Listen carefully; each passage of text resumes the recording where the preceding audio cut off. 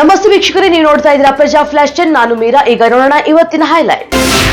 ವಿಧಾನ ಪರಿಷತ್ ಅಧಿವೇಶನದಲ್ಲಿ BJP MLC city Ravi ಮತ್ತು ಲಕ್ಷ್ಮೀ ಹೆಬ್ಬಾಳ್ಕರ್ ನಡುವೆ ನಡೆದಿದ್ದಂತಹ ವಿವಾದದಲ್ಲಿ ಕಾಂಗ್ರೆಸ್ ನಾಯಕ ರಾಹುಲ್ ಗಾಂಧಿ ಅವರ ಹೆಸರಿನ ಸುಖಾಸುಮ್ಮನೆ ಎಳೆದು ತರದಂತೆ ರಾಜ್ಯದ ನಾಯಕರಿಗೆ ಕಾಂಗ್ರೆಸ್ ಹೈಕಮಾಂಡ್ ಖಡಕ್ ಸೂಚನೆ ನೀಡಿದೆ ಅಂತ ತಿಳಿದು ಬಂದಿದೆ.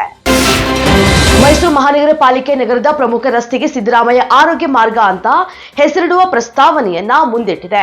ಇದು ವ್ಯಾಪಕ ಪರ ವಿರೋಧ ಚರ್ಚೆಗೆ ಗ್ರಾಸವಾಗಿದೆ. ಪಕ್ಷಾತೀತವಾಗಿ ಈ ಬಗ್ಗೆ ಹೇಳಿಕೆಗಳು ವ್ಯಕ್ತವಾಗ್ತಾ ಇದ್ದು, ಬಿಜೆಪಿ ನಾಯಕ ಪ್ರತಾಪ್ ಸಿಂಹ ಅವರು ಸಿದ್ದರಾಮಯ್ಯ ಹೆಸರಿಟ್ರೆ ತಪ್ಪೇನು ಅಂತ ಪ್ರಶ್ನಿಸಿದ್ದಾರೆ. ಶಾಸಕ ಮುನಿರತ್ನ ಮೇಲೆ ಮೊಟ್ಟೆ ದಾಳಿ ಪ್ರಕರಣಕ್ಕೆ ಸಂಬಂಧಪಟ್ಟಂತೆ ಬೆಂಗಳೂರಿನ ಕೆಸಿ ಜನರಲ್ ಆಸ್ಪತ್ರೆಗೆ ದಾಖಲಾಗಿರುವ ಮುನಿರತ್ನ ಅವರನ್ನ ಭೇಟಿಯಾಗಿ ಬಿಜೆಪಿಯ ಸಂಸದ ಡಾಕ್ಟರ್ ಮಂಜುನಾಥ್ ಆರೋಗ್ಯವನ್ನ ವಿಚಾರಿಸಿದ್ದಾರೆ. ಮುನಿರತ್ನ ತಲೆಯ ಹಿಂಭಾಗದಲ್ಲಿ ಪೆಟ್ಟು ಬಿದ್ದಿದೆ, ಕೆಮಿಕಲ್ ಮಾದರಿಯ ಪದಾರ್ಥದಿಂದ ಹೊಡೆದಿದ್ದಾರೆ ಅಂತ ತಿಳಿಸಿದ್ದಾರೆ. ಸಂಸತ್ ಅಧಿವೇಶನದಲ್ಲಿ ನಾನು ಅಮಿತ್ ಶಾ ಅವರ ಭಾಷಣ ಕೇಳಿದ್ದೇನೆ. ಕೇಂದ್ರ ಗೃಹ ಸಚಿವರ ಭಾಷಣ ತಿರುಚಿ ಅಪಪ್ರಚಾರ ಮಾಡ್ತಾ ಇದ್ದಾರೆ ಅಂತ ಕಾಂಗ್ರೆಸ್ ವಿರುದ್ಧ ಮಾಜಿ ಪ್ರಧಾನಿ ಎಚ್ ಡಿ ದೇವೇಗೌಡ ಅವರು ವಾಗ್ದಾಳಿಯನ್ನು ನಡೆಸಿದ್ದಾರೆ. ಬೆಳಗಾವಿಯ ಕಾಂಗ್ರೆಸ್ ಅಧಿವೇಶನದ ಶತಮಾನೋತ್ಸವದ ಅಂಗವಾಗಿ ಹಮ್ಮಿಕೊಂಡಿರುವಂತಹ ಗಾಂಧಿ ಭಾರತ ಕಾರ್ಯಕ್ರಮಕ್ಕೆ ರಾಜ್ಯ ಸರ್ಕಾರ 25 ಕೋಟಿ ರೂಪಾಯಿ ಮಂಜೂರು ಮಾಡಿರುವುದು ರಾಜಕೀಯ ವಾಗ್ವಾದಕ್ಕೆ ಕಾರಣವಾಗಿದೆ.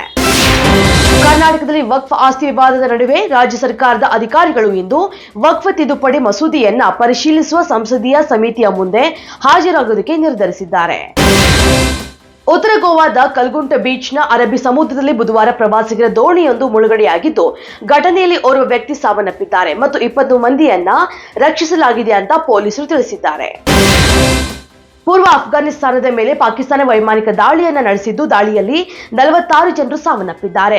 ಮೃತಪಟ್ಟವರಲ್ಲಿ ಹೆಚ್ಚಾಗಿ ಮಹಿಳೆಯರು ಮತ್ತು ಮಕ್ಕಳು ಇದ್ದಾರೆ ಅಂತ ತಾಲಿಬಾನ್ ಸರ್ಕಾರಿ ಅಧಿಕಾರಿಯೊಬ್ಬರು ತಿಳಿಸಿದ್ದಾರೆ.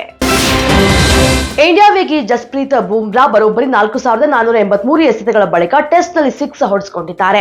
ಅಂದ್ರೆ 2021ರಿಂದ 28ರವರೆಗೆ ಟೆಸ್ಟ್ ಪಂದ್ಯಗಳನ್ನಾಡಿರುವಂತಹ ಬೂಮ್ರಾ ಒಮ್ಮೆಯೂ 6 ಚಚ್ಚಿಸಿಕೊಂಡಿರಲಿಲ್ಲ.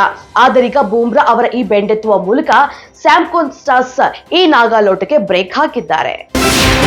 ತೆಲಂಗಾಣದಲ್ಲಿ ಪುಷ್ಪ 2 ಚಿತ್ರದ ಪ್ರದರ್ಶನದ ವೇಳೆ ಉಂಟಾದಂತಹ ಕಾಲ್ತುಳಿತದಲ್ಲಿ ಗಂಭೀರವಾಗಿ ಗಾಯಗೊಂಡ ಮಗುವಿನ ಕುಟುಂಬಕ್ಕೆ ನಟ ಅಲ್ಲು ಅರ್ಜುನ್ ಮತ್ತು ನಿರ್ಮಾಪಕ 2 ಕೋಟಿ ರೂಪಾಯಿಗಳ ಪರಿಹಾರವನ್ನ ಘೋಷಿಸಿದ್ದಾರೆ.